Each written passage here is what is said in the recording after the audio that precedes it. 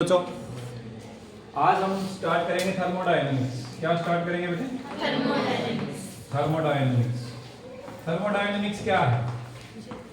Thermo word जहां कहीं भी यूज हो बेटे, इसका मतलब है हम बात करेंगे हीट से रिलेटेड। किससे रिलेटेड? हीट से रिलेटेड बात करेंगे। डायनेमिक्स मतलब मोशन। जब कभी भी स्टैटिक वर्ड यूज हो इसका मतलब हम रेस्ट से रिलेटेड बातचीत कर रहे हैं, और जब कभी भी डायनेमिक्स वर्ड यूज हो इसका मतलब हम मोशन से रिलेटेड बात कर रहे हैं। तो थर्मोडायनेमिक्स मतलब heat in motion. Thermodynamics means heat in motion. इसका मतलब थर्मोडायनेमिक्स फिजिक्स की वो ब्रांच है जो हीट और उसका flow and it's related effects, जो कुछ भी इससे जुड़ी हुई बातें होंगी उन सब की बात करेंगे हम थर्मोडायनेमिक्स में। Is it clear to you all? तो देखिए थर्मोडायनेमिक्स की डेफिनेशन रिपीट नहीं करूंगा, एक बार में लिख लेना। It is a branch of physics which deals with the study of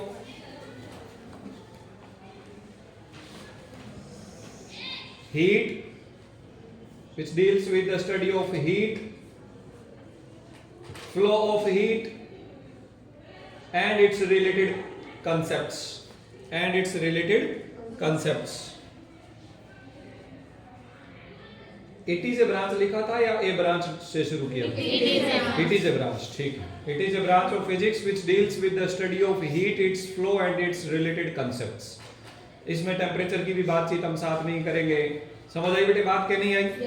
चलिए, तो सबसे पहले हम बात करते हैं थर्मोडायनेमिक्स में थर्मोडायनेमिक सिस्टम।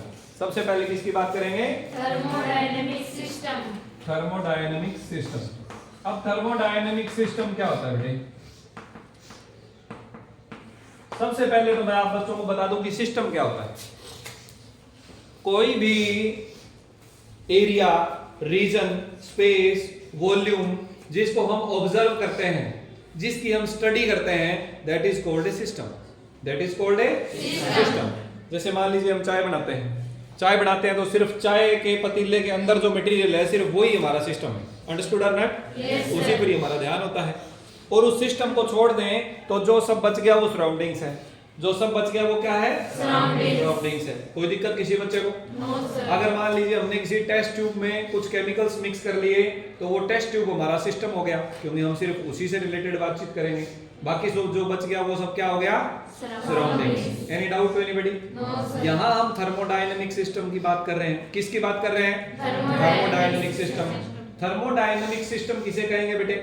थर्मोडायनेमिक सिस्टम में हमारे पास ऐसे मान लीजिए कोई लिक्विड है या कोई गैस है, तो उसका कुछ प्रेशर होगा, कुछ वॉल्यूम होगा, कुछ टेम्परेचर होगा। तो इसका मतलब हम बहुत लार्ज नंबर ऑफ पार्टिकल्स की बात करेंगे। किसकी बात करेंगे? लार्ज नंबर ऑफ पार्टिकल्स की, और उससे जुड़े हुए स्टेट वेरिएबल्स जैसे प्रेशर, वॉल्यूम, टेम्परेचर किस किस चीज से मिलकर बना हुआ है, यानी इसके कंस्टिट्यूएंट पार्टिकल्स, कंपोजिशन जिसे हम कह सकते हैं, उनकी बात करेंगे। तो इस प्रकार के सिस्टम को हम कहेंगे थर्मोडायनेमिक सिस्टम। तो थर्मोडायनेमिक सिस्टम क्या है? एक्चुअल में group of large number of particles है। Group of large number of particles, no matter चाहे वो पार्टिकल सॉलिड के हो, लिक्विड के हो, गैस के हो, कोई दिक्कत नहीं। अंडरस्टूड और नॉट? तो लिखिए थर्मोडायनेमिक सिस्टम की definition. It is an assembly or group of large number of particles. It is an assembly or group of large number of particles having a certain value of pressure, volume, temperature, etc. pressure, volume, temperature, etc. under study is called a thermodynamic system.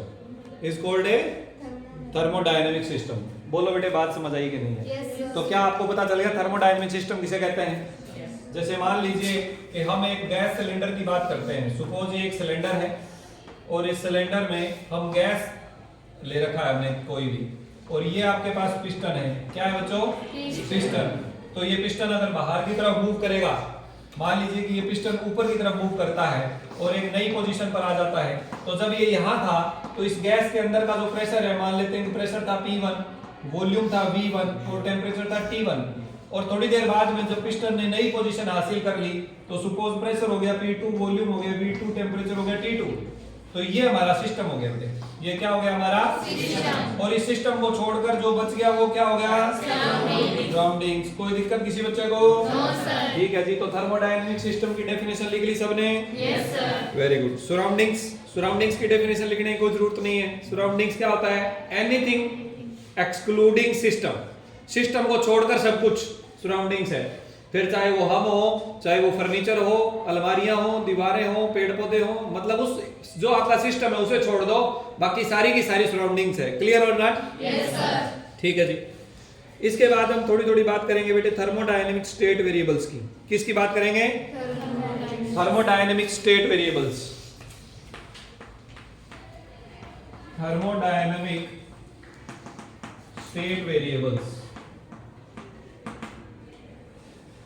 हाँ जी।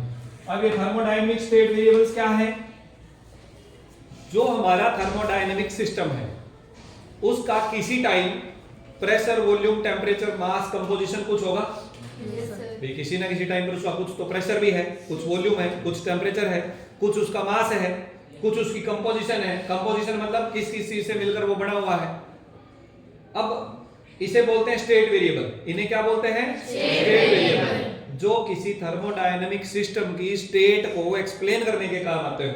जैसे मान लीजिए ये thermos बोतल पड़ी है एक बच्चे की, इसमें कोई गर्म पानी है, तो हम उस पानी का प्रेशर, वॉल्यूम, टेम्परेचर, मास, कंपोजिशन सारी बातें बता सकते हैं कि नहीं बता सकते? Yes, तो ये जो क्वांटिटीज आ रही हैं जो कि किसी सिस्टम के बारे में हमें जानकारी देती हैं, इन्हें हम थर्मोडायनेमिक स्टेट वेरिएबल्स बोलते हैं। क्या बोलते हैं इन्हें? Thermodynamic state variables. कोई दिक्कत किसी बच्चे को? No sir. लिखिए definition.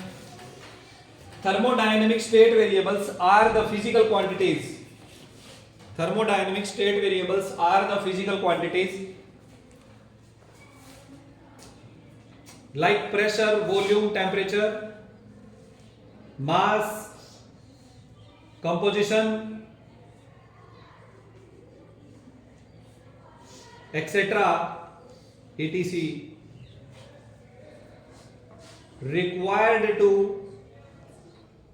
required to explain the state of a system.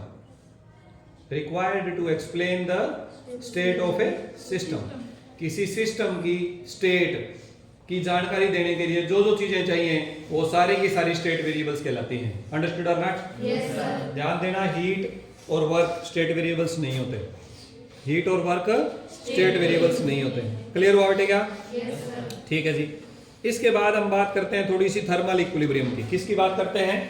Thermal equilibrium. अभी हम बेसिक्स बातें कर रहे हैं बेटे, थर्मोडायनेमिक्स से जुड़ी हुई बेसिक बातें जिनको लेकर हम चैप्टर में आगे बढ़ेंगे। क्लियर हुआ? तो थर्मल इक्विलिब्रियम किसे कहते हैं? Thermal equilibrium.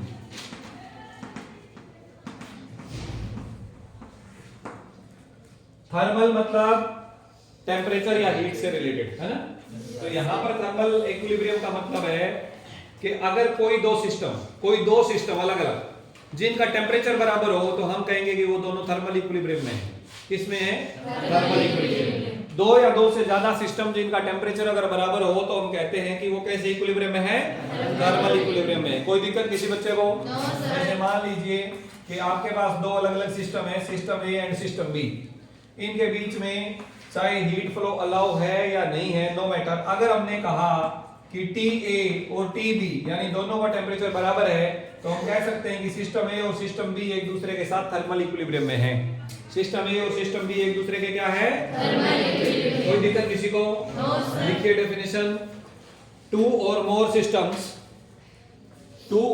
Systems are said to be means कहे जाते हैं, are said to be in thermal equilibrium, are said to be in thermal equilibrium if they have same temperature. If they have same temperature, अगर उनका temperature क्या हो? Same हो, इसे हम बोलते हैं thermal equilibrium. Is it clear? Yes sir. ठीक है जी। अब हम थोड़ा सा आगे बढ़ते हैं। थोड़ा सा आगे बढ़ते हुए पढ़ते हैं इस चैप्टर का zeroth law of thermodynamics. Zeroth law of thermodynamics which is based on the concept of temperature, which is based on the concept of temperature. तो zeroth law of thermodynamics, जैसे आप सुनते हैं ना फर्स्ट लॉ, सेकंड लॉ, ऐसे वैसे ये 0 number का लॉ है, ये एक ही लॉ है फिजिक्स में जिसको 0 नंबर दिया गया है। क्यों? क्योंकि एक्चुअल में इससे पहले थर्मोडायनेमिक्स के फर्स्ट और सेकंड दोनों लॉ बता दिए गए थे। फर्स्ट लॉ ऑफ थर्मोडायनेमिक्स भी आ गया था और सेकंड लॉ ऑफ थर्मोडायनेमिक्स भी आ गया था, उनके बाद ही आया। तो फिर इसे कौन सा नंबर देना चाहिए था? थर्ड लॉ देना चाहिए था ना। लेकिन इसकी इंपॉर्टेंस फर्स्ट और सेकंड से ज्यादा थी। ज्यादा नहीं कह सकते, ये लॉ इतना इंपॉर्टेंट था कि इसे फर्स्ट और सेकंड से पहले पढ़ना जरूरी था। फर्स्ट और सेकंड लॉ दोनों को पढ़ने से पहले पढ़ना था, तो फिर इसे क्या नंबर देना पड़ा? 0 नंबर देना पड़ा, इसलिए इसका नाम 0th लॉ है। अंडरस्टूड और नॉट? Yes sir. तो 0th लॉ ऑफ थर्मोडायनेमिक्स क्या है बच्चों? अभी सुनिए, देखो बेटे, हम मान लेते हैं 3 सिस्टम सपोज करते हैं। कितने सिस्टम सपोज करते हैं? 3 सिस्टम सपोज करते हैं। एक system A, system B, system C. कोई दिक्कत? No sir.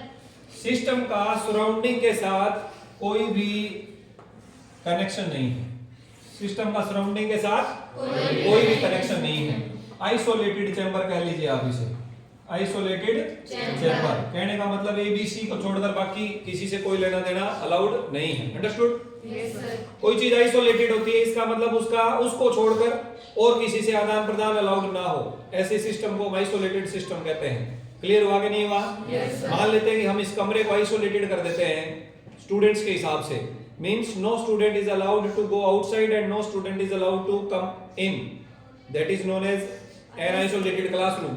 ठीक इसी प्रकार आइसोलेटेड सिस्टम का मतलब ये एबीसी सराउंडिंग से कोई भी हीट वगैरह वगैरह एक्सचेंज नहीं कर सकते, और ना ही उसे एक्सचेंज मींस ना ले सकते ना दे सकते। क्लियर? Yes, sir. अब देखो बच्चों, ए बी और सी में से ए और बी के बीच में हम एडियाबैटिक वॉल लगा देते हैं। कैसी वॉल लगा देते हैं?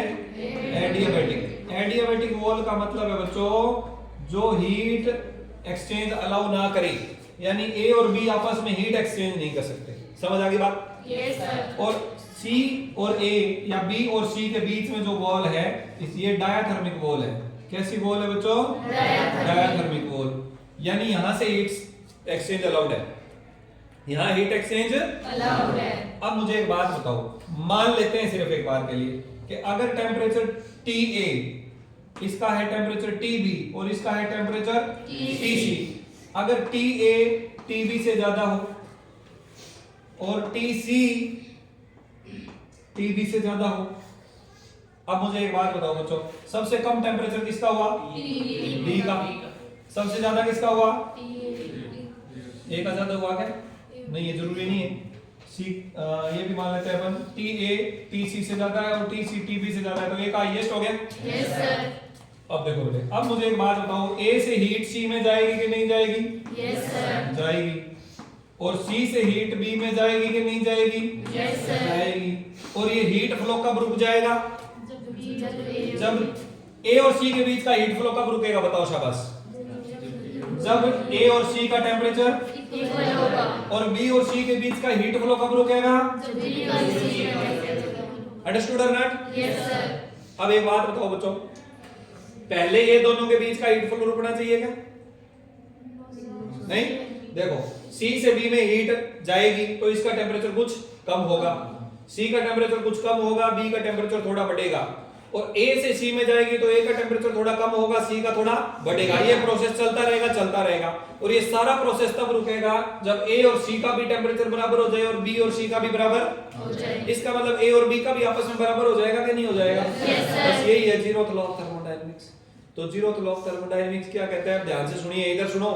अगर कोई दो सिस्टम किसी तीसरे सिस्टम के साथ अलग अलग से थर्मल इक्विलिब्रियम में है तो वो आपस में भी थर्मल इक्विलिब्रियम में होंगे। अंडरस्टूड और नॉट? Yes sir. यानी अगर ए और सी का टेम्परेचर बराबर है और बी और सी का टेम्परेचर बराबर है तो जीरोथ लॉ कहता है कि ए और बी का टेम्परेचर भी बराबर होगा। तो श्योर है? Yes, sir. बस यही जीरोथ लॉ है, लिखिए इसके डेफिनेशन शाबाश। According to this law, repeat नहीं करूंगा, जल्दी जल्दी लिखना। According to this law, if two systems A and B, if two systems A and B are in thermal equilibrium with each other, sorry गलत बताया, if two systems A and B are in thermal equilibrium with a third system C, are in thermal equilibrium with a third system C individually, individually means अलग अलग से. Then the previous two. Then the previous two. Bracket में लिख लो A and B. Will also be in thermal equilibrium with each other. Will also be in thermal equilibrium with each other. Understood or not? तो ये जो हमने यहाँ पर diagram बनाया है ये बखूबी बता रहा है जीरोथ लॉ ऑफ थर्मोडायनेमिक्स को. बताओ बच्चे, किसी को कोई समस्या है तो बोलिए शाबाश. No, sir. Any doubt to anybody? No, sir. Zeroth law temperature के कंसेप्ट पर बेस्ड है बेटे. किसके कंसेप्ट पर बेस्ड है? टेम्परेचर के कंसेप्ट पर. तो zeroth law is based on the concept of temperature. Any doubt? No, sir. अब आगे बढ़ते हैं हम नेक्स्ट टॉपिक की तरफ.